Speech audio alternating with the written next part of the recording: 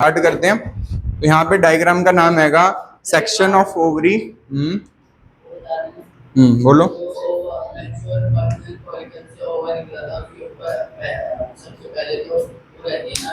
जोना प्लेसूडा रहती है और बाकी लेयर किस में कन्वर्ट हो जाती है? कॉर्पस लूटियम में। ठीक है, तो यहाँ पे हम हेडिंग लिख रहे हैं। तो क्या कह रहे थे आकृति?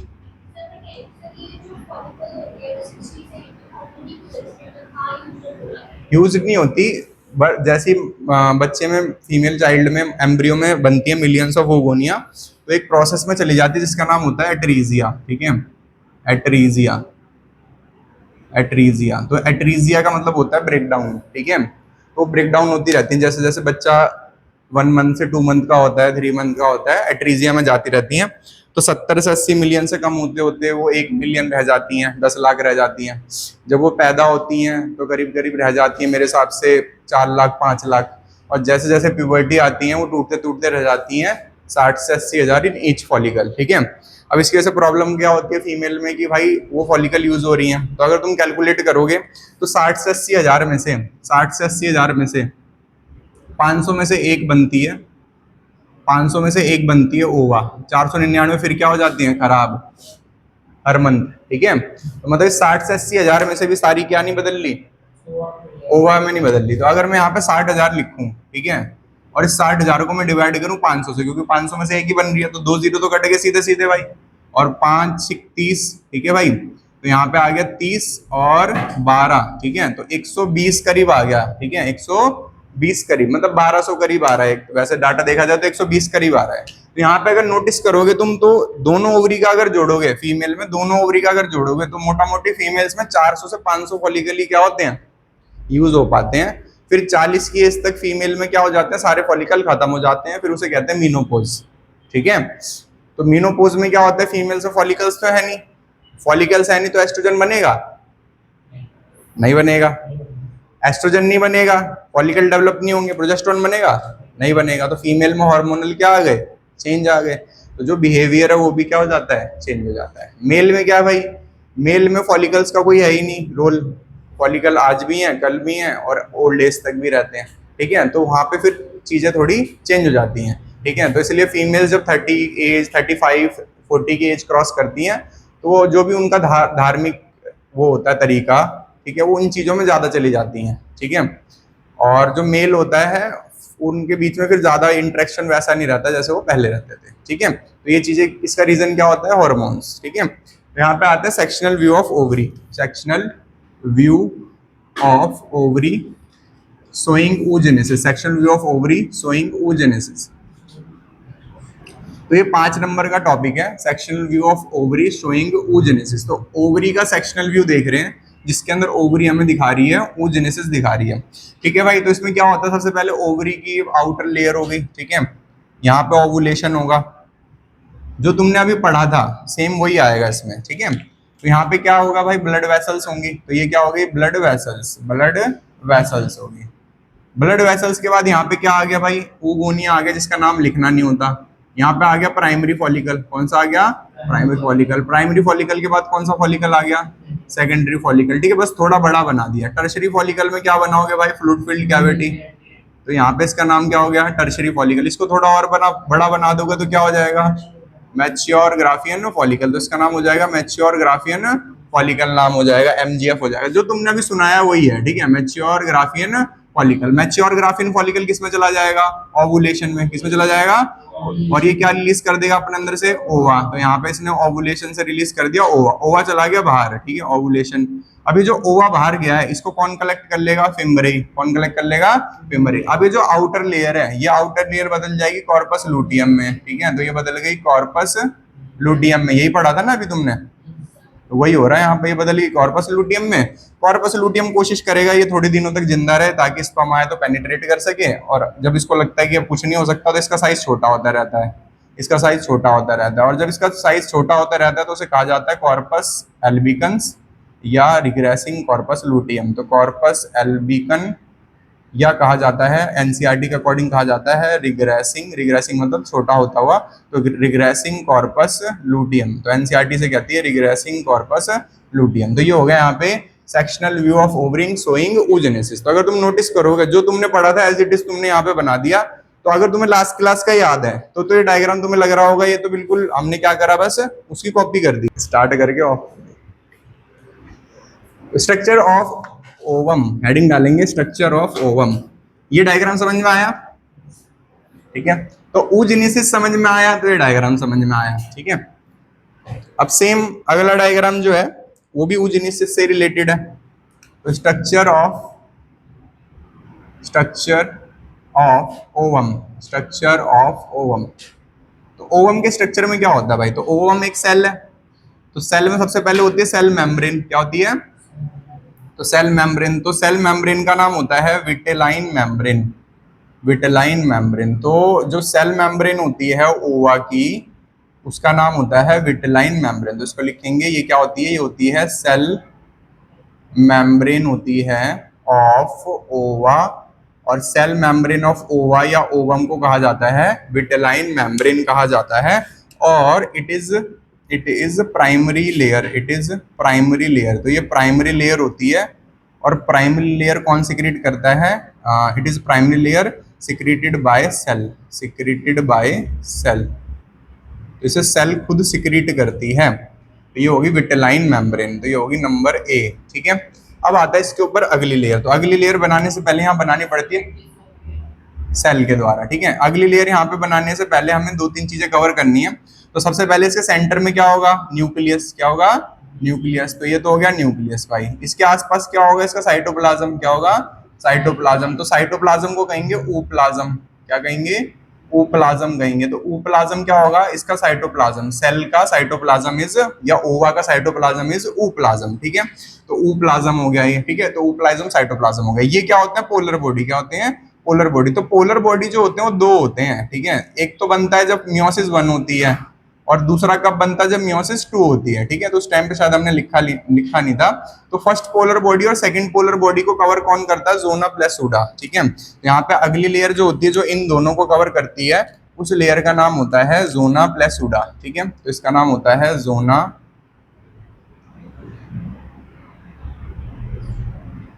पेलुसिडा, ठीक है। ज़ोना प्लैसूडा जो होती है या पेलुसिडा जो होती है सेकेंडरी लेयर होती है। तो यहाँ पे इसको लिखते हैं कि एक सेकेंडरी लेयर है बी, और ये होती है सेकेंडरी लेयर होती है। और सेकेंडरी लेयर बनाई किसने है, ग्रेनुलोसा सेल ने। तो इसको कौन फॉर्म करता है, it is formed by granulosa cell. तो इसको बनाता है कौन, ग्रेनुलोसा सेल्स बनाती हैं, ठीक है भाई। तो ये सेकेंडरी लेयर होती है, ये प्राइमरी होती है और ये सेकेंडरी होती है, ठीक है। तो इट इज सेकेंडरी लेयर। अब बात करते हैं इसके बाद की लेयर की। तो यहाँ पे जो थीका इंटरना और थीका एक्सटर्ना लेयर थी, ठीक है, वो इस पे थोड़ी बहुत बची रहती हैं। तो उसमें से एक लेयर बची रहती है इंटरना की, और वो इंटरना इसके ऊपर बना देती है कोरोना रेडिएटा। तो इंटरना जो होती है वो इसके ऊपर बना देती है कोरोना रेडिएटा,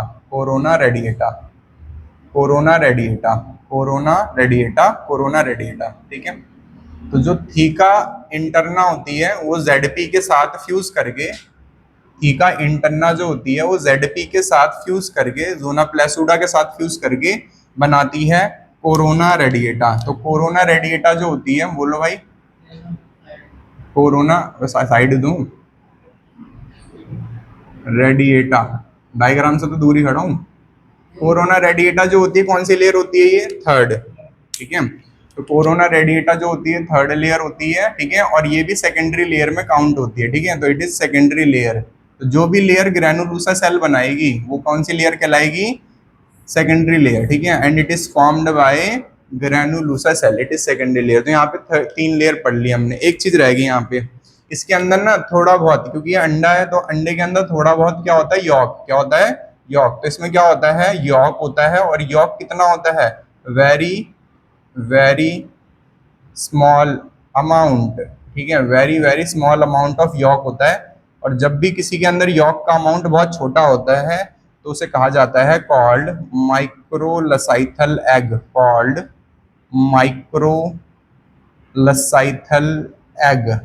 तो बताओ भाई, मुर्गी के अंडे को कौन सा कहोगे, माइक्रो का मैक्रो? क्योंकि उसका जो यॉक होता है, सेंटर में जो यॉक होता है येलो कलर का, वो बड़ा होता है, तो उसे मैक्रोलसाइथल कहते हैं। तो हमारे में, ह्यूमन में, एग को माइक्रोलसाइथल कहा जाता है। ठीक है, अब आते हैं इसके दो नाम पे, और पहले इतना बना लो फिर दो नाम और लिखते हैं। तो जहां पे पोलर बॉडी होती है उस एरिया को कहा जाता है एनिमल पोल। ठीक है, तो जहां, क्या हो गया? नहीं, जिस तरफ पोलर बॉडी होती है उसे कहा जाता है एनिमल पोल। तो एनिमल पोल क्या होता है? ठीक है, area at which polar body present, area at which polar body present. तो जिस एरिया पे पोलर बॉडी प्रेजेंट होती है उसे कहा जाता है एनिमल पोल। और ये वो एरिया होता है जहां से सबसे पहली डिवीजन होती है। ठीक है, जाइगोट की सबसे पहली डिवीजन होती है एनिमल पोल से। इसका जस्ट अपोजिट पोल जो होता है, ठीक है, एनिमल पोल का जो अपोजिट पोल होता है, इसका नाम वेजिटेटिव पोल होता है, वेजिटेटिव पोल होता है। और जो वेजिटेटिव पोल होता है इसे कहा जाता है अपोजिट पोल ऑफ एनिमल। ठीक है, तो opposite end of animal pole, opposite end of animal pole, animal pole. तो अपोजिट एंड जो होता है एनिमल पोल का वो कहलाता है वेजिटेटिव पोल। तो एनिमल पोल हो गया और वेजिटेटिव पोल हो गया। ठीक है, तो जहां पोलर बॉडी होती है उसे, तो जो वेजिटेटिव पोल होता है, इस वेजिटेटिव पोल को हम आल्सो कॉल्ड कहते हैं, also called grey crescent area, grey crescent area, crescent area, grey crescent area, it is also called grey crescent area. अब यहाँ पे एक नोट डाल के पॉइंट लिखेंगे सारे बच्चे। टर्शरी लेयर क्या होती है? तो टर्शरी लेयर होती है शेल, जैसे मुर्गी के अंडे के ऊपर होती है ना हार्ड सी लेयर, तो शेल जो होती है is tertiary layer, is tertiary layer. तो जो मुर्गी की अंडे के ऊपर शेल होती है व्हाइट कलर की, उसे शेल कहते हैं, वो टर्शरी लेयर होती है। और ये कौन बनाता है? तो it is secreted by, it is secreted by, it is secreted by oviduct, it is secreted by oviduct या ग्लैंड्स। तो ओविडक्ट या ग्लैंड्स इसे बनाती हैं और ये ह्यूमंस में नहीं होती। ठीक है, तो हमारे अंदर ये नहीं। इधर क्या, मैस्टुरेशन। ठीक है, तो मैस्टुरेशन क्या होता है? Menstrual cycle is the reproductive cycle. ठीक है, रिप्रोडक्टिव साइकिल होती है फीमेल प्राइमेट्स में। तो प्राइमेट्स क्या होता है? जो मैमल्स होते हैं दो तरीके के होते हैं, जिनके पास प्लेसेंटा होती है और जिनके पास प्लेसेंटा नहीं होती। तो ह्यूमंस में प्लेसेंटा होती है, तो जिन पे प्लेसेंटा होती है वो मैमल्स कौन से होते हैं? प्राइमेट्स होते हैं। ठीक है, और उन्हें क्या, it is called menstrual cycle. ठीक है, जब हम ह्यूमंस की वो पढ़ते हैं क्लासिफिकेशन, तो हम पढ़ते हैं हमारा किंगडम क्या होता है? एनिमल। भाई हमारी वो क्या होती है? फाइलम क्या होता है? कॉर्डेट। ठीक है, तो ये हो गया हमारा किंगडम। डिवीजन क्लास, क्लास क्या होती है हमारी? मैमल। ठीक है, ऑर्डर क्या होता है हमारा? प्राइमेट। क्या होता है? अब समझ में आया? ऑर्डर क्या होता है हमारा? प्राइमेट। फैमिली होती है हमारी होमोनिड, होमोनिडाई। ठीक है, और हमारा जीनस होता है होमो, और स्पीसीज होती है हमारी सेपियन। ठीक है, तो हमारा जो प्राइमेट है ये बताता है कि हम प्लेसेंटल मैमल है। ठीक है, हम कौन से मैमल हैं? प्लेसेंटल मैमल है। तो जो रिप्रोडक्टिव साइकिल होती है फीमेल प्राइमेट में, उसे मेंस्ट्रुअल साइकिल कहा जाता है। और ये रिपीट होती है 28 से 29 दिन में, तो 28 दिन की साइकिल होती है ऑन एवरेज। पहली मेंस्ट्रुअल साइकिल को मेनार्ज कहते हैं, आखिरी मेंस्ट्रुअल साइकिल को मेनोपॉज कहते हैं। क्लियर है भाई बात यहाँ पे? अब यहाँ पे मेंस्ट्रुअल साइकिल का डायग्राम बना रहे हैं, साथ साथ बनाते चलोगे, समझते चलोगे। ठीक है भाई, तो एक पेज लोगे, उसे लिटा दोगे पेज को ऐसे करके, फिर बनाओगे, है ना, लैंडस्केप मोड पे। तो यहाँ पे मैंने भाई इस तरीके से एक ग्राफ बनाया तुम्हारे सामने। ठीक है, तो यहाँ पे जरा ध्यान दो सव्या। तो भाई बताओ सव्या, जो LH और FSH होते हैं उसमें से FSH सबसे पहले क्या करवाता है? फॉलिकल को ग्रो करवाता है, ओगोनिया सेल्स बनवाता है बहुत सारी। कहाँ से बनवाता है? जर्माइनल एपिथेलियम से। तो सवाल ये है तुमसे कि जो ये FSH होता है वो कौन सी ग्लैंड का हार्मोन है? अरे बोलो, शर्मा क्यों रहे हो? नहीं पता? तुम बताओ भाई आकृति। ठीक है, एंटीरियर पिट्यूटरी। ठीक है, तो यहाँ पे सबसे पहले क्या लिखा जाता है? Anterior pituitary hormones. ठीक है, तो पहली हेडिंग लिखी जाती है एंटीरियर पिट्यूटरी हार्मोन्स। ठीक है भाई, तो एंटीरियर पिट्यूटरी हार्मोन्स जो होते हैं वो क्या करते हैं? तो एंटीरियर पिट्यूटरी हार्मोन्स जो होते हैं वो रिलीज होते हैं, और उसमें से सबसे पहला हार्मोन जो रिलीज होता है वो निकलता है FSH। कौन सा निकलता है? FSH। अब जरा यहाँ पे लिखेंगे डेज। ठीक है भाई, तो इतना लिख दिया, लिखेंगे डेज। तो ये हो गया 0, ये हो गया 28, ठीक है। 28 दिन पे साइकिल रिपीट होती है और 4 दिन ब्लीडिंग होती है, तो यहाँ पे 4 दिन ब्लीडिंग लिखेंगे, तो यहाँ पे लिखेंगे 0 और 4, ठीक है। 14th डे पे ओवुलेशन होता है, तो सबसे इंपॉर्टेंट डे कौन सा है भाई? 14th day. तो यहाँ पे 14 लिख देंगे डायरेक्ट, बाकी दिन लिखने की कोई जरूरत नहीं है। तो 14th डे पे होता है ओवुलेशन।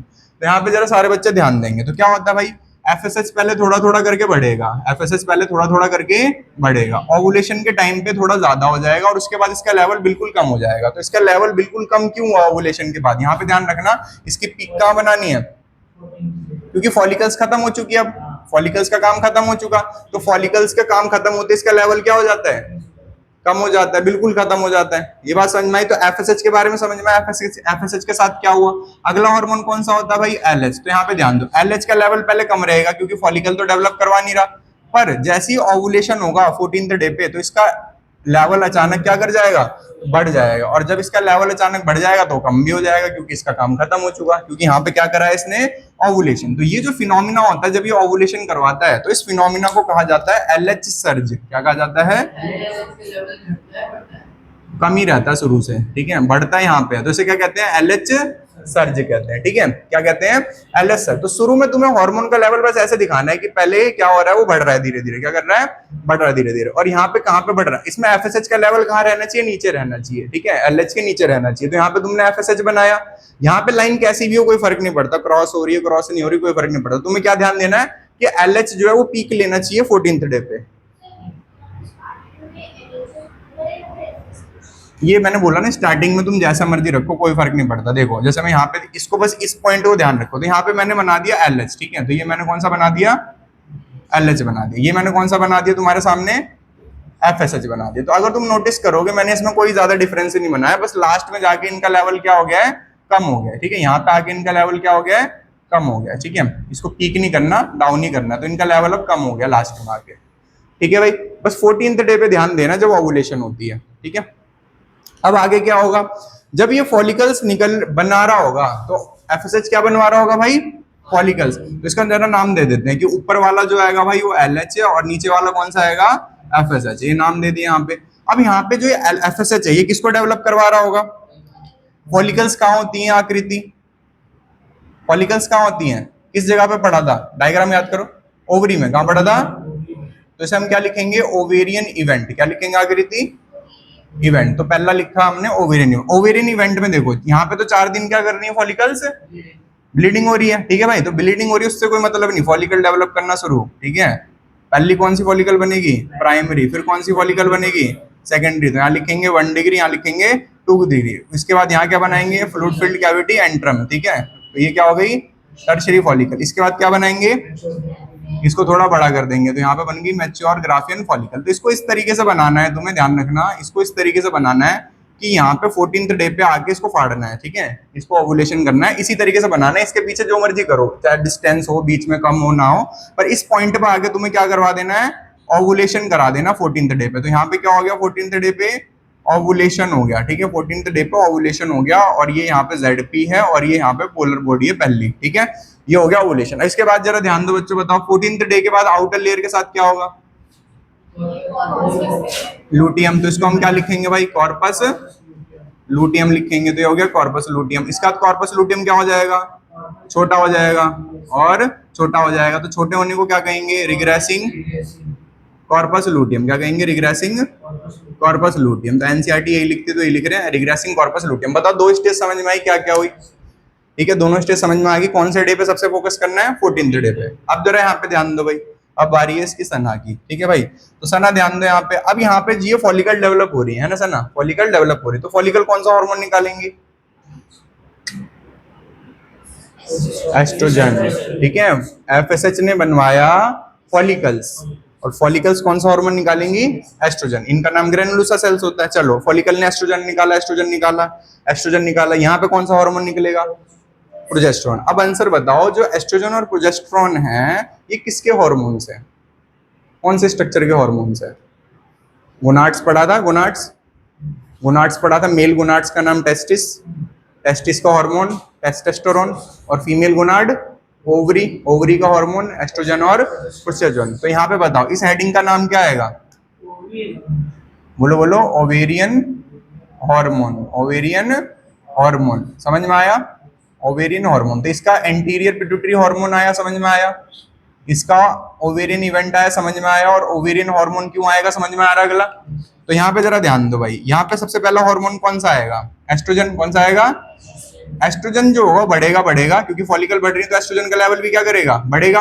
और ओवुलेशन के टाइम पे इसका लेवल थोड़ा ज्यादा हो जाता है, तो ध्यान रखना ओवुलेशन के टाइम पे इसका लेवल ज्यादा हो जाता है। फिर इसका लेवल कम हो जाता है जब कॉर्पस लूटियम बनता है, ठीक है, और उसके बाद फिर इसका लेवल दोबारा बढ़ जाता है। तो 2 बार पीक लेता है, कितनी बार पीक लेता है, 2 बार पीक लेता है, क्योंकि मैंने वहां पे लिखवाया था कि कॉर्पस लूटियम बनाता है प्रोजेस्टेरोन और थोड़े बहुत अमाउंट में एस्ट्रोजन। तो यहाँ पे इसकी कितनी पीक आती हैं, ए और बी, एस्ट्रोजन की 2 पीक आती हैं, ठीक है। अब आते हैं प्रोजेस्टेरोन पे, तो प्रोजेस्टेरोन पे ध्यान दो, कम रहेगा भाई, क्या रहेगा, कम रहेगा, और कॉर्पस लूटियम पे आके क्या हो जाएगा, ज्यादा हो जाएगा, फिर क्या हो जाएगा, कम हो जाएगा। तो ये जो यहाँ पे हार्मोन आए, ये जो यहाँ पे हार्मोन आए, तो जब 2 बार पीक ले रहा है तो ये तो हो गया एस्ट्रोजन भाई, 2 बार पीक ले रहा है, ये हो गया एस्ट्रोजन। और जो एक ही बार पीक ले रहा है ये कौन सा हो गया, प्रोजेस्टेरोन हो गया, ठीक है। तो यहाँ पे इसको लिख देंगे, तो ये दूसरा जो बनाया है यहाँ पे क्या यही लिख देते हैं। तो ये जो दूसरा मैंने बनाया इसका नाम हो गया प्रोजेस्टेरोन, प्रोजेस्टेरोन, ठीक है, क्योंकि यहीं पे बनता तो डायरेक्ट यहीं लिख दिया प्रोजेस्टेरोन। तो ये पूछा जाता है एंट्रेंस में कि 2 बार किस हार्मोन की पीक आती है, समझ में आ गई भाई, समझ में आया सेक्शन क्या क्या हुआ,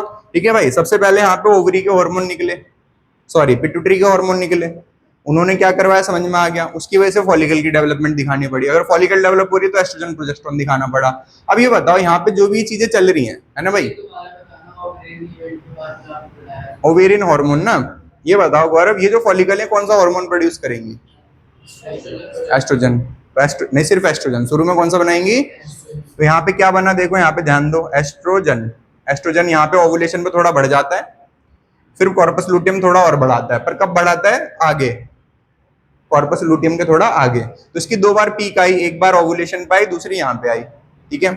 फिर देखो यहाँ पे प्रोजेस्टेरोन तो कम ही रहेगा भाई, क्योंकि शुरू में तो कॉर्पस लूटियम है नहीं, पर जैसे कॉर्पस लूटियम आएगा प्रोजेस्टेरोन क्या हो जाएगा, ज्यादा हो जाएगा। अब यहाँ पे एक चीज और रिलेट होती है, ध्यान दो, यहाँ पे एक चीज और रिलेट होती है कि जब प्रोजेस्टेरोन और एस्ट्रोजन 14वें दिन के बाद होते हैं तो वो LH और FSH को कम करा देते हैं, क्योंकि ये कम हो रहे हैं। तो ऐसा लग रहा है कि 14वें दिन के बाद ये दोनों इसको क्या करा रहे हैं, कम करा रहे हैं, ठीक है। तो प्रोजेस्टेरोन और एस्ट्रोजन LH और FSH को क्या करते हैं, कम करते हैं। पर एस्ट्रोजन तो यहाँ पे है, प्रोजेस्टेरोन तो है नहीं। एस्ट्रोजन 14 दिन से पहले LH FSH को क्या करवाता है, बढ़ाता है, बढ़ाता है। तो एस्ट्रोजन 2 काम करता है, 14th डे से पहले, मतलब फॉलिकुलर फेज, ये कौन सा फेज था, तो 14th डे से पहले एस्ट्रोजन LH FSH को बढ़वाता है, और 14th डे के बाद LH FSH को ये कम करवाता है, ठीक है, एस्ट्रोजन, ठीक है। और प्रोजेस्टेरोन भी ऐड हो जाता है, क्योंकि ये बाद में आ जाता है, इससे पहले प्रोजेस्टेरोन नहीं बोलते पर बाद में बोलते हैं, 14th डे के पहले, 14 डे के बाद, ठीक है। अब यहाँ पे ध्यान दो, ये अगर मान लो यहाँ पे स्पर्म फर्टिलाइज कर जाता है तो जाइगोट बन जाएगा। जाइगोट को फर्टिलाइज कहाँ करना है, एंडोमेट्रियम में, कहाँ करना है, एंडोमेट्रियम में। तो भाई ये जो एंडोमेट्रियम है वो किसके अंदर होता है, यूट्रस में, कहाँ होता है, तो उसे कहते हैं यूटेराइन इवेंट्स, क्या कहते हैं, यूट्राइन इवेंट। तो यहाँ पे साथ साथ डेवलप कर रहा होता है यूट्रस, ठीक है। तो ये 4 दिन की ब्लीडिंग के बाद यूट्रस दोबारा डेवलप करता है, तो ये यूट्रस दोबारा डेवलप करता है इस तरीके से। तो यूट्रस देख लो भाई कैसे डेवलप कर रहा है, ऐसी बस लाइन बनानी है रैंडम, और 28 दिन पर आके लाइन क्या हो जाएंगी, डाउन, ठीक है। इसके अंदर फिर इस तरीके से कुछ घास जैसे स्ट्रक्चर बना दोगे, ब्लड वेसल्स है, ठीक है। तो यहाँ पे ब्लड वेसल्स इसके अंदर डेवलप कर रही हैं, और यही ब्लड वेसल्स जो होती हैं ये ब्रेक डाउन होती हैं ड्यूरिंग मैस्चुरेशन, ठीक है। तो हम लिखते हैं ना एंडोमेट्रियम शेड ड्यूरिंग मैस्चुरेशन, तो यही एंडोमेट्रियम शेड होता है ड्यूरिंग मैस्चुरेशन। बताओ समझ में आया, ठीक है। तो ये एंडोमेट्रियम। अब जरा यहाँ फेजेस का नाम लिखेंगे, तो बताओ ये वाला कौन सा फेज हो गया, ब्लीडिंग फेज, कौन सा फेज हो गया, ब्लीडिंग फेज। तो इसे कहेंगे मेंसिस, क्या कहेंगे, मेंसिस कहेंगे। ये जो फेज था यहाँ पे, जो यहाँ पे फॉलिकल डेवलप करी, तो इसका नाम क्या हो जाएगा, फॉलिकुलर फेज, क्या नाम हो जाएगा, फॉलिकुलर फेज। तो भाई 14 दिन से पहले कौन सा फेज आता है, फॉलिकुलर फेज। तो अब इंग्लिश में बोल के दिखाओ क्या होगा, oestrogen during follicular phase, oestrogen during follicular phase stimulate LH and FSH। Clear होगी बात भाई, ठीक है। अब आगे आते हैं, यहाँ पे कॉर्पस लूटियम बनता है, तो इसलिए इसका नाम क्या होता है, लूटियल फेज। क्या नाम होता है, लूटियल फेज। तो यहाँ पे क्या बोलोगे भाई, यहाँ पे इंग्लिश में बोलो, क्या बोलोगे, oestrogen and progesterone during luteal phase inhibit LH and FSH। बताओ समझ में आया, आया समझ में गौरव, क्या बताया मैंने। देखो इस वाले फेज में कौन डेवलप हो रही है, फॉलिकल्स है, फॉलिकल्स कौन डेवलप हो रही है, फॉलिकल क्या निकालनी है। तो यहाँ पे एस्ट्रोजन जो निकल रहा है वो स्टिमुलेट करता है LH और FSH को, मतलब LH FSH को बढ़ाने में भी मदद करता है, पर कौन से फेज में, फॉलिकुलर फेज में। पर 14 दिन के बाद, ठीक है, जब ओवुलेशन हो जाता है तो लुटियल फेज आ जाता है। लुटियल फेज में क्या कर रहा है, तो लुटियल फेज में प्रोजेस्टेरॉन विद एस्ट्रोजन ये इन दोनों को रोकता है, तो इनहिबिट करता है एलएच और एफएसएच को। बताओ समझ में आया भाई? ठीक है, ये 14th डे पे क्या हो रहा है, ओवुलेशन। 14th डे पे क्या हो रहा है भाई, ओवुलेशन हो रहा है। 14 डे पे क्या हो रहा है, ओवुलेशन। तो यहाँ लिख दिया हमने ओवुलेशन, ठीक है। यहाँ पे क्या होगा 28वें दिन पे, नेक्स्ट साइकिल क्या हो जाएगा, नेक्स्ट साइकिल चालू हो जाएगी 28वें दिन पे, तो यहाँ पे लिख देंगे नेक्स्ट साइकिल। तो ये होगी मैस्टुरेशन साइकिल कंप्लीट। किसका भाई, यूट्राइन इवेंट में भाई देखो ये जितने भी फॉलिकल डेवलप कर रहे हैं, ठीक है भाई, अगर यहाँ पे मान लो जाइगोट बन गया तो जाइगोट जाके कहाँ पे इम्प्लांट होता है, एंडोमेट्रियम पे। तो भाई एंडोमेट्रियम डेवलप होना चाहिए ना। देखो ब्लीडिंग हो रही है तो एंडोमेट्रियम टूट रहा है, पतला कर दिया, और जब नया फॉलिकल बन रहा है तो एंडोमेट्रियम क्या कर रहा है, डेवलप कर रहा है। इस एंडोमेट्रियम की पीक कहाँ दिखानी है, ओवुलेशन के पास, क्योंकि अगर फर्टिलाइजेशन हुई तो उस टाइम पे ढंग से डेवलप हो चुका है और इसमें इम्प्लांटेशन हो जाएगी। पर इसके बाद इसके लेवल कम कर रहे हो, क्यों कर रहे हो कम, क्योंकि भाई लग रहा है कि स्पर्म नहीं आएगा और ये ब्रेक डाउन होकर नई मैच्योरेशन साइकिल हो जाएगी, ठीक है। अब यहाँ पे कुछ और नाम लिखेंगे। फॉलिकुलर फेज का दूसरा नाम होता है प्रोलिफरेटिव फेज, प्रोलिफरेटिव फेज। तो प्रोलिफरेटिव का मतलब होता है पूर्ण मात्रा में, प्रोलिफरेटिव फेज मतलब यहाँ पे उतना ही सामान बनता है जितनी जरूरत होती है, तो उसे क्या कहा जाता है, प्रोलिफरेशन, ठीक है, प्रोलिफरेटिव फेज। लुटियल फेज का दूसरा नाम होता है सिक्रीटरी फेज, ठीक है, सिक्रीटरी फेज।